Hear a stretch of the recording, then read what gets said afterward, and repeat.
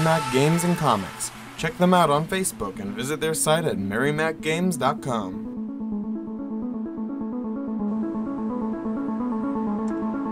What's up YouTube, Evan from Epic Duel Time here. I wanted to do another video for you guys today to talk about the themes or backgrounds of a card or cards. You guys seem to really respond very well to the video about Sangan, the Forbidden Realms card. So I thought I'd do another one to kind of follow up on it. It's going to be different. It's about an archetype really. And it's going to be about the background of Destiny heroes. Besides all the hero stuff and the stuff from the TV show aside, Destiny heroes, many of them in the archetype, actually have a common theme outside of other members from their archetype, which is strange. Because generally, cards that are within an archetype and are themed, generally it applies to most, if not all, of the members. It's not the case with Destiny heroes. About maybe like half of the cards in the archetype are actually about British culture and literature. And the other half are just something else. I don't understand what they are, because this pattern only applies to some members of the archetype and not all. That's weird. I don't know. But you can trace some real similarities between the Destiny heroes to British culture. Some of my explanations are going to be pretty accurate, pretty clear. Other ones are going to be a little foggier and aren't going to seem as viable. Make of it what you will. I didn't invent this theory or anything. This is out there. I just assembled it into this video to show you guys and see what you all think. It's just some interesting stuff about the background of cards. So the first one we're going to do is Diamond Dude. So for people who don't know this, in the OCG they're not called this. They're called D heroes as the archetype. It's D hero, and then the name always ends in guy instead of, like, in this case would be Diamond Guy. And in all of their names after the word hero start with a D, which is mostly true in the TCG. But it doesn't always work because we have a card that's translated differently. I'll explain it. You'll see later in the video what I mean by that.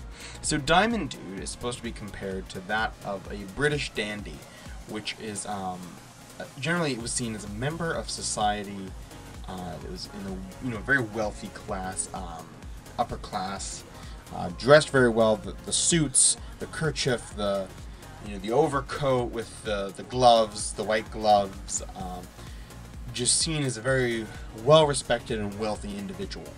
And why that carries over to Diamond Dude is because you can see Diamond Dude's wearing a fairly form-fitting suit-like outfit. Obviously there's no break in it, there's no real jacket to it.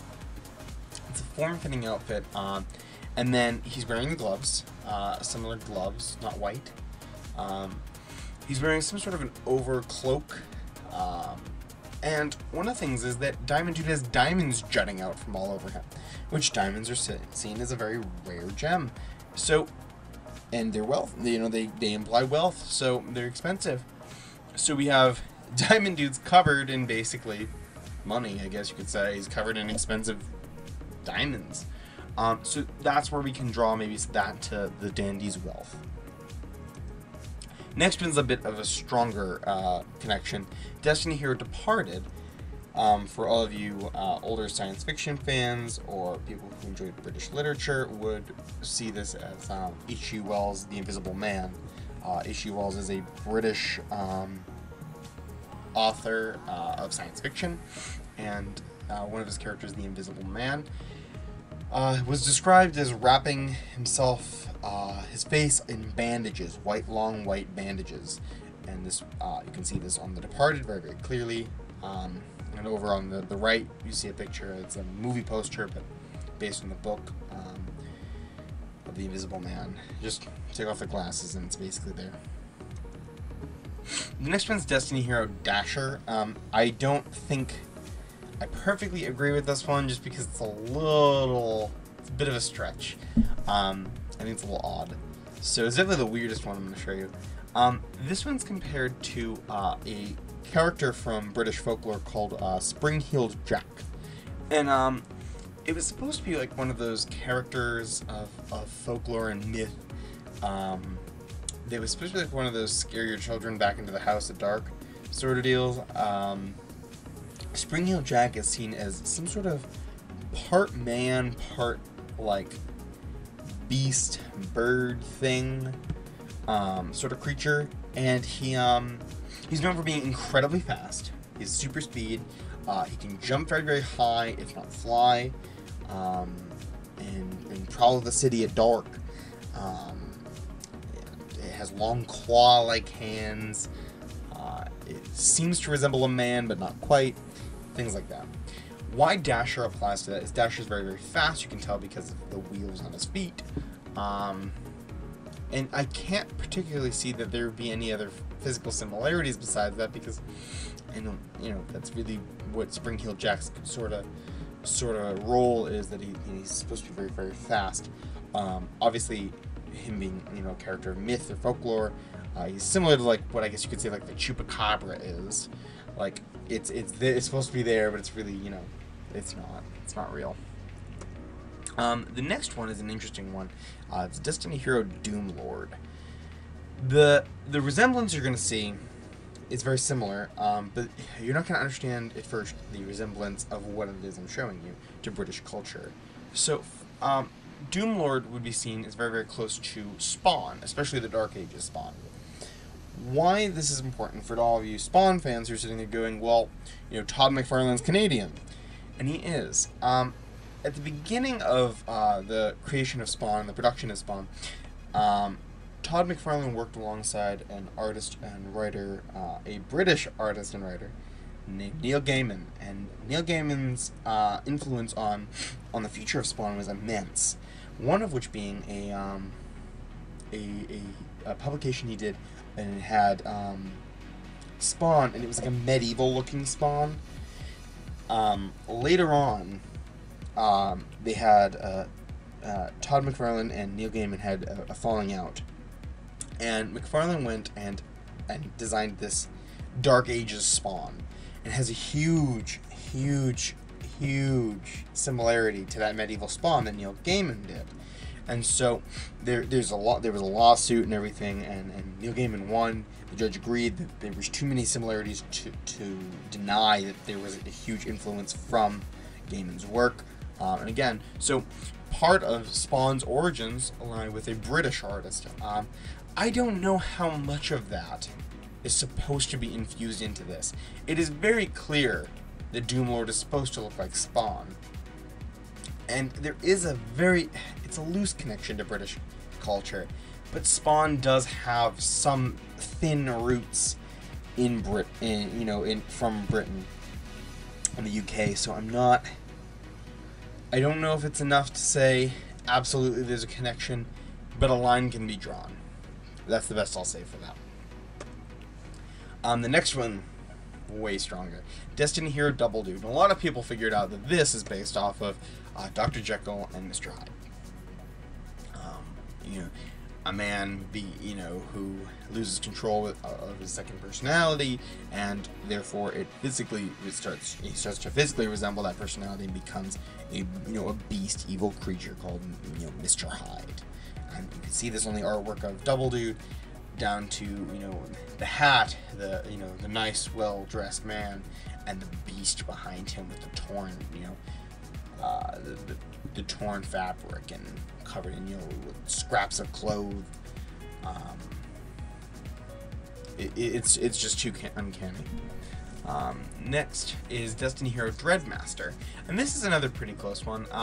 We can compare this to The Man in the Iron Mask, which, if you look, is another British novel. And if you look, you can see the mask of Dreadmaster is very, very similar to The Man in the Iron Mask. This is there's a movie too, and it's not good.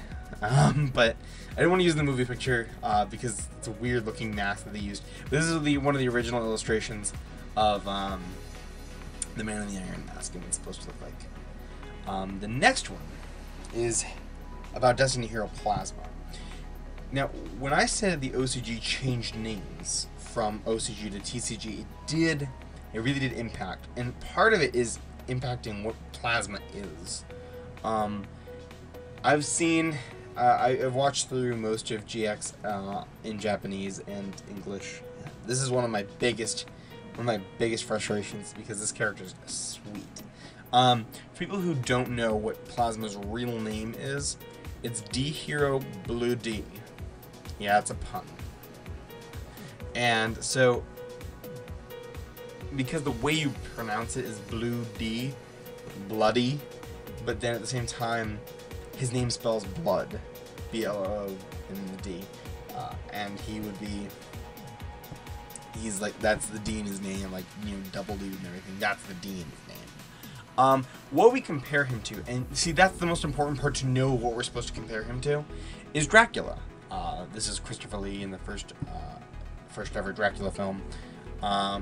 So we see, if you knew Plasma, that's not going to make a lot of sense compared to Dracula. But if you know it's bloody, then you know it's about blood. Even down to like his attack in the show is called Bloody Fears, and he sprays blood and he absorbs things and turns it into blood. And he's like spraying blood plate like as his attack.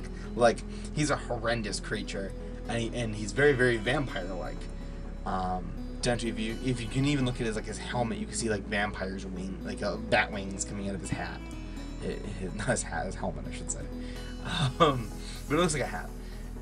So the physical resemblance is a little bit there, but it's more so the theme. Plasma absorbs things. Dracula, drinks blood and gains energy from that.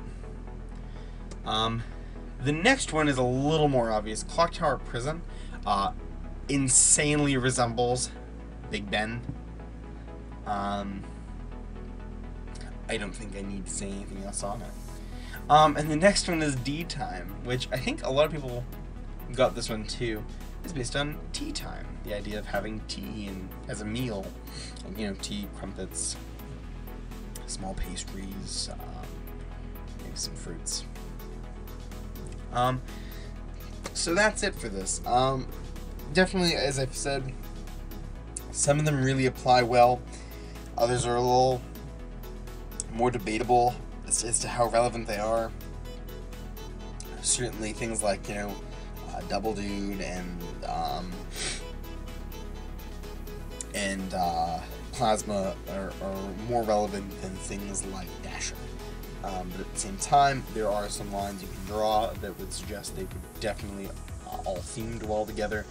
Clock Tower Prison and D Time are definitely really, really strong pieces of that connection.